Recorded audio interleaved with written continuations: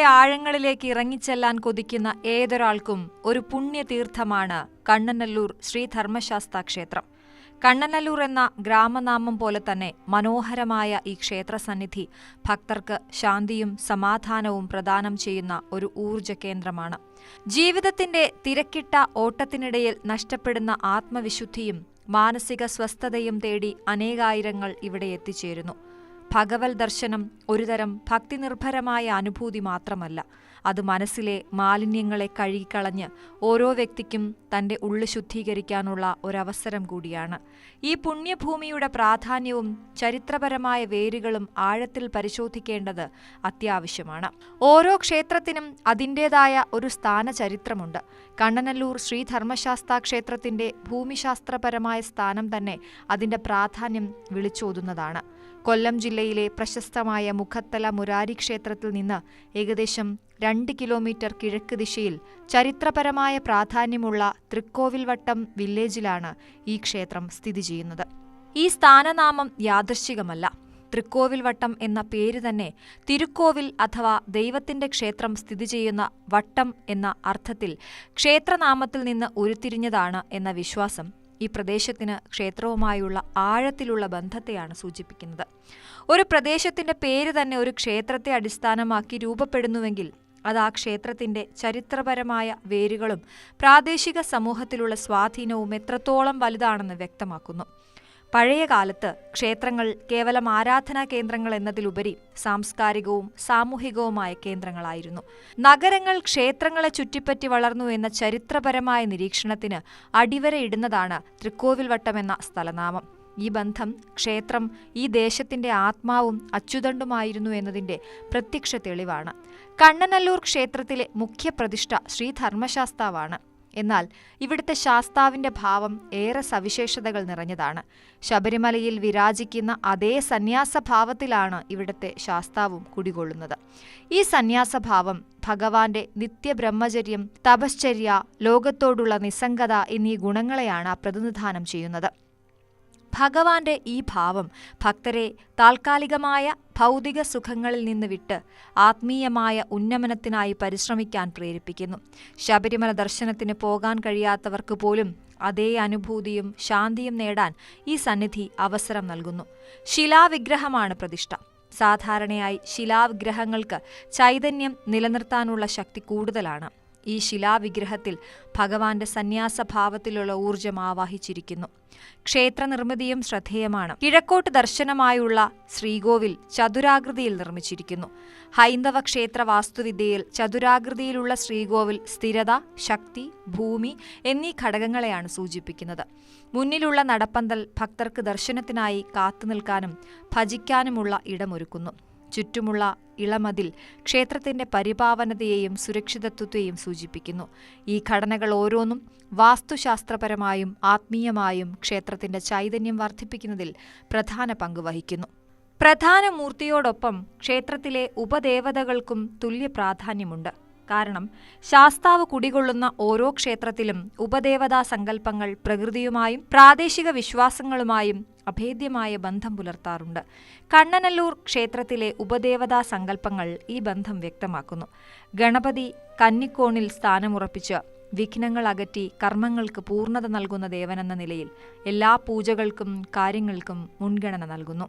ഗണപതിയുടെ അടുത്തായി സ്ഥിതി ചെയ്യുന്ന രക്ഷസ് സങ്കല്പം മുൻ തലമുറയിലെ ബ്രഹ്മചാരികളായ ദിവ്യാത്മാക്കളുടെ സാന്നിധ്യത്തെ സൂചിപ്പിക്കുന്നു. ഇവരുടെ പങ്ക് ക്ഷേത്ര സംരക്ഷണത്തിൽ പ്രധാനമാണ്. കൂടാതെ പുറകിലുള്ള സർപ്പത്തറയിലെ സർപ്പങ്ങൾ പ്രകൃതിയുടെയും ഫലഭൂയിഷ്ഠതയുടെയും സൂക്ഷിപ്പുകാരാണ്. ഇത് പ്രകൃതി ശക്തികളോടുള്ള ഹൈന്ദവ സമീപനത്തിന്റെ ദൃഷ്ടാന്തമാണ്. ഇവയെ കൂടാതെ ക്ഷേത്രത്തിന്റെ വടക്കു പടിഞ്ഞാറ് ഭാഗത്ത് യക്ഷിയമ്മ, മൂർത്തി, രക്തേശ്വരി എന്നിങ്ങനെയുള്ള അദൃശ്യ സങ്കല്പങ്ങൾ പ്രതിഷ്ഠയില്ലാതെ തറകൾ മാത്രമായി സ്ഥിതി ചെയ്യുന്നു. ഇത് പ്രാദേശിക നാടോടി ആരാധനയുടെയും തദ്ദേശീയമായ വിശ്വാസങ്ങളുടെയും പ്രതിഫലനമാണ്. ഇവ പ്രതിഷ്ഠകളായി വികസിക്കുന്നതിന് മുമ്പ് തന്നെ പ്രദേശവാസികൾക്ക് ശക്തി നൽകുന്ന അദൃശ്യ ശക്തികളാണെന്നും പ്രതിഷ്ഠയില്ലാത്ത തറകൾ ആ ശക്തിയുടെ ശുദ്ധമായ ഊർജ്ജത്തെ നിലനിർത്തുന്നുവെന്നും വിശ്വസിക്കപ്പെടുന്നു. ഈ വൈവിധ്യമാർന്ന ഉപദേവതാ സങ്കല്പങ്ങൾ ക്ഷേത്രം ഒരേ സമയം വേദാന്ത ചിന്തകളെയും പ്രാദേശിക പാരമ്പര്യങ്ങളെയും ഉൾക്കൊള്ളുന്ന ഒരു സമന്വയ കേന്ദ്രമായിരുന്നു എന്ന് തെളിയിക്കുന്നു. ഒരു ക്ഷേത്രത്തിന്റെ ചൈതന്യം നിലനിർത്തുന്നത് അവിടുത്തെ നിത്യപൂജാവിധികളാണ്. കണ്ണനല്ലൂർ ക്ഷേത്രത്തിൽ ദിവസേന 2 നേരമാണ് പൂജ പതിവുള്ളത്. ഇത് ക്ഷേത്രത്തിലെ നിത്യചൈതന്യം നിലനിർത്തുന്നതിൽ നിർണായക പങ്ക് വഹിക്കുന്നു. രാവിലെയും വൈകുന്നേരവുമുള്ള ഈ പൂജകൾ ഭഗവാനെ ഉണർത്താനും പ്രീതിപ്പെടുത്താനും ഭക്തർക്ക് അനുഗ്രഹം നൽകാനും വേണ്ടിയുള്ളതാണ്. ദൂരദേശങ്ങളിൽ തന്നെ ഈ ക്ഷേത്രങ്ങളിലെ നീരാഞ്ജനത്തിന് ഭക്തങ്ങൾ എത്താറുണ്ട്. സ്ത്രീകളും അതുപോലെ കുട്ടികളും അതുപോലെ എല്ലാ ആബാലവൃദ്ധ ജനങ്ങളും ഭഗവാനെ ശബരിമലയിൽ പോകാൻ പറ്റാത്ത ആ ഭക്തജനങ്ങൾ കൂട്ടത്തോടെ എത്തി ഭഗവാനെ അഭയം പ്രാപിക്കുകയാണ് ഇവിടെ ചെയ്യാറുള്ളത്. ശനിയാഴ്ചകളിൽ നീരാഞ്ജനത്തിന് നല്ല തിരക്കാണ്. രാവിലെയും വൈകുന്നേരവും നല്ല തിരക്കാണ്. അതുപോലെ 2ാം ശനിയാഴ്ച, അതായത് സെക്കൻഡ് സാറ്റർഡേ ദിവസമാണ് ഏറ്റവും കൂടുതൽ നീരാഞ്ജനം വിളക്കോടെ കത്തിക്കുന്നത്. ക്ഷേത്രത്തിലെ വാർഷികോത്സവം നടക്കുന്നത് മീനമാസത്തിലെ പൂരം, ഉത്രം നാളുകളിലായി 2 ദിവസമാണ്. ഈ ആഘോഷം കേവലം വിനോദമല്ല, മറിച്ച് ഭക്തർക്ക് ആത്മീയമായി ഒത്തുചേരാനും ഭഗവാന്റെ അനുഗ്രഹങ്ങൾ പൂർണ്ണമായും സ്വീകരിക്കാനുമുള്ള അവസരമാണ്. കണ്ണനല്ലൂർ ശ്രീധർമ്മശാസ്താ ക്ഷേത്രം മുഖത്തല മുരാരി ക്ഷേത്രത്തോടൊപ്പം പുരാതനമാണ് എന്ന് പരക്കെ വിശ്വസിക്കപ്പെടുന്നു. ഈ പഴക്കം ക്ഷേത്രത്തിന്റെ ചരിത്രപരമായ മൂല്യത്തെയും പാരമ്പര്യത്തിന്റെ കരുത്തിനെയും ആഴത്തിൽ സൂചിപ്പിക്കുന്നു. ഈ പൗരാണികതയ്ക്ക് അടിവരയിടുന്ന 2 പ്രധാന ഐതിഹ്യങ്ങളാണ് പ്രദേശത്ത് പ്രചാരത്തിലുള്ളത്. ആദ്യത്തേത് പുരാണവുമായി ബന്ധപ്പെട്ട ഐതിഹ്യമാണ്. മഹാവിഷ്ണു മുരാസുരനെ വധിച്ച സന്ദർഭത്തിൽ അസുരന്റെ കണ്ണ് വീണ സ്ഥലമാണ് കണ്ണനല്ലൂറായി മാറിയതെന്നാണ് വിശ്വാസം. ഈ ഐതിഹ്യം ക്ഷേത്രത്തിന് ദിവ്യമായ പ്രാധാന്യം നൽകുന്നു. പ്രത്യേകിച്ചും മുരനെ വധിച്ചവൻ എന്നർത്ഥം വരുന്ന മുരാരി ക്ഷേത്രത്തിന് സമീപമാണ് ഇത് സ്ഥിതി ചെയ്യുന്നത് എന്നതിനാൽ ഈ പശ്ചാത്തലം കണ്ണനല്ലൂരിലെ ശാസ്താവിന്റെ ധർമ്മത്തെ സംരക്ഷിക്കുന്നവൻ എന്ന ഭാവത്തെ കൂടുതൽ ശക്തിപ്പെടുത്തുന്നു. രണ്ടാമത്തെ ഐതിഹ്യം ചരിത്രപരമായ ഒരു ബന്ധമാണ് നൽകുന്നത്. ഈ ക്ഷേത്രം കൊല്ലം ഭരിച്ചിരുന്ന ദേശിംഗനാട് രാജാവിന്റെ 2 മക്കളിലൊരാളായ കണ്ണനു വേണ്ടി സ്ഥാപിക്കപ്പെട്ടതാണത്രേ. ഈ കഥ ക്ഷേത്രത്തെ കേരളത്തിന്റെ മധ്യകാലഘട്ട ചരിത്രവുമായി ബന്ധിപ്പിക്കുകയും ക്ഷേത്രത്തിന് രാജകീയമായ പ്രോത്സാഹനവും സാമ്പത്തിക പിന്തുണയും ലഭിച്ചിരുന്നു എന്നതിലേക്ക് വിരൽ ചൂണ്ടുകയും ചെയ്യുന്നു. രാജകുടുംബത്തിന്റെ അധീനതയിലായിരുന്നു ഒരു കാലഘട്ടത്തിൽ ഈ ക്ഷേത്രം. ആ ക്ഷേത്രം രാജഭരണം വിട്ടുകഴിഞ്ഞ സമയത്ത് യഥാർത്ഥത്തിൽ ഈ ഭൂമിയെ സംബന്ധിച്ച് ചില പ്രശ്നങ്ങളും കാര്യങ്ങളൊക്കെ ഉണ്ടായ ദേവസ്വം ബോർഡ് പോലും മുഖം തിരിച്ച് നിൽക്കുന്ന ഒരു സംഭവമാണ് ഉണ്ടായത്. ഈ പ്രദേശത്തുള്ള ഒരു വിഭാഗം ജനങ്ങളാണ് അന്നത്തെ കാലഘട്ടത്തിൽ ഇവിടെ ഈ നടത്തപ്പെടുകയും അതോടൊപ്പം തന്നെ ഈ ക്ഷേത്രം ഇവിടെ വേണമെന്ന് ആഗ്രഹിക്കുകയും അതോടൊപ്പം തന്നെ പ്രതിഷ്ഠാകർമ്മ കാര്യങ്ങളും ചെയ്തു. ഒരുപക്ഷെ ഒരു കാലഘട്ടത്തിൽ ഇവിടെ പ്രതിഷ്ഠ പോലും ഇല്ലാത്ത ക്ഷേത്രമായിരുന്നു. അത് കഴിഞ്ഞതിന് ശേഷം 1986 വൈകുണ്ഠം തിരുമേനിയുടെ കാർമ്മികത്വത്തിൽ ഇവിടെ പ്രതിഷ്ഠ നടത്തുകയും അത് കഴിഞ്ഞ് 2008 ഭുവനേശ്വരി ദേവിയും അതോടൊപ്പം തന്നെ ഗണപതി അമ്പലവും ഇവിടെ നടത്തപ്പെടുകയുണ്ടായി. ഇത്തരത്തിൽ ഒന്ന് പൗരാണികവും മറ്റൊന്ന് ചരിത്രപരവുമായ അടിത്തറ നൽകുന്ന ഈ 2 ഐതിഹ്യങ്ങൾ കണ്ണനല്ലൂർ ക്ഷേത്രത്തിന്റെ ബഹുമുഖമായ ചരിത്രപരമായ ആഴത്തെയാണ് സൂചിപ്പിക്കുന്നത്. കണ്ണനല്ലൂർ ശ്രീധർമ്മശാസ്താ ക്ഷേത്രം ഒരു ഭക്തന് നൽകുന്ന ഏറ്റവും വലിയ അനുഭവം അത് പ്രസരിപ്പിക്കുന്ന ദൈവീക ചൈതന്യമാണ്.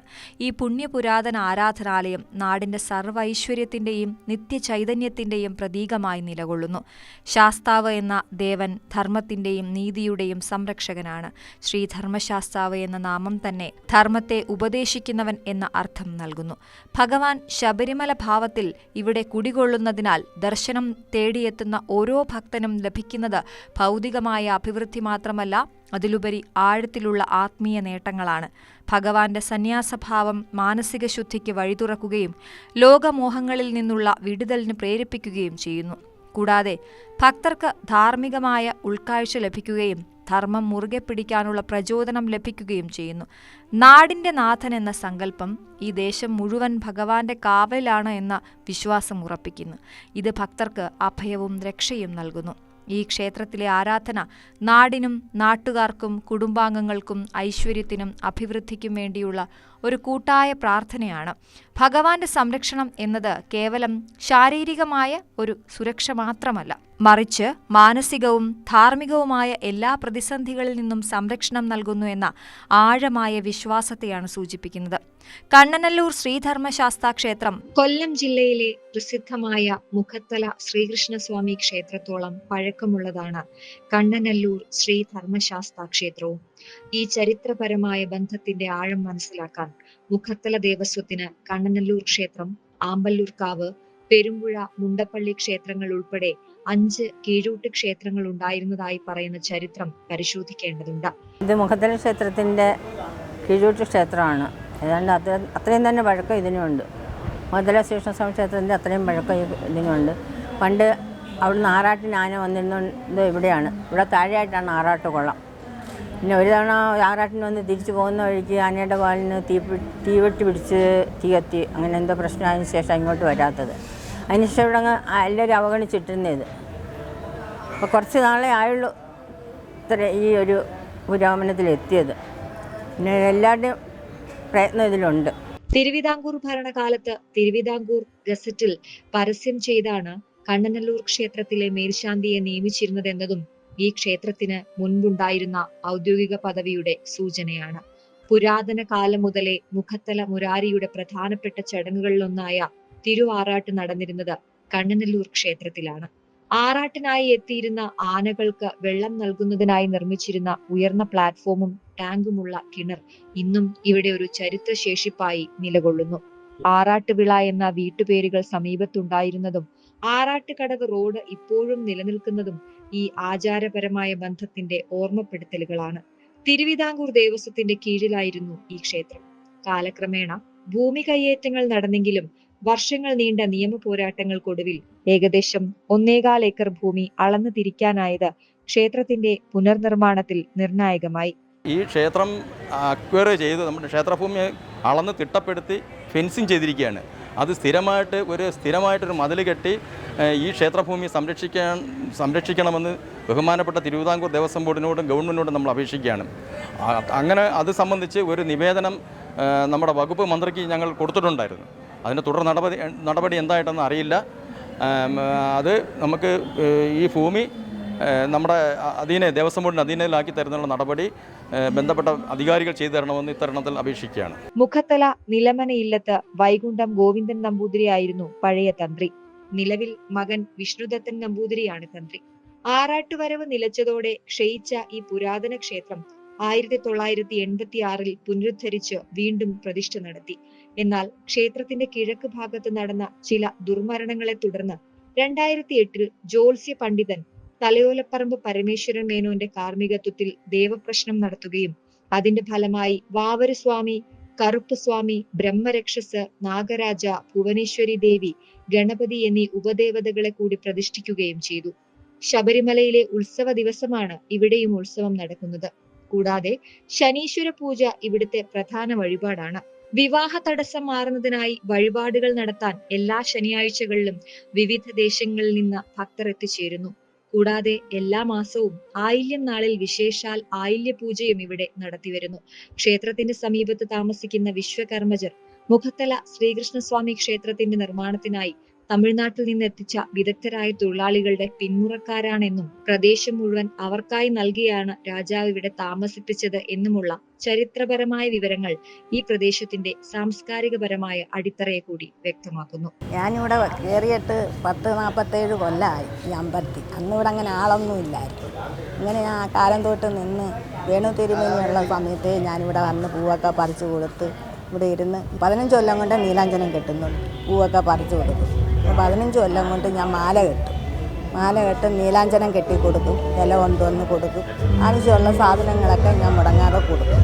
ഒരു 10-12 വർഷം കൊണ്ട് കുറച്ച് പൂ കെട്ടാൻ അറിഞ്ഞൂടെ കൊണ്ടുവരും, അയ്യപ്പന് കൊടുക്കും, കിഴി കെട്ടും, തേങ്ങയൊക്കെ ഉടച്ചു കൊടുക്കും.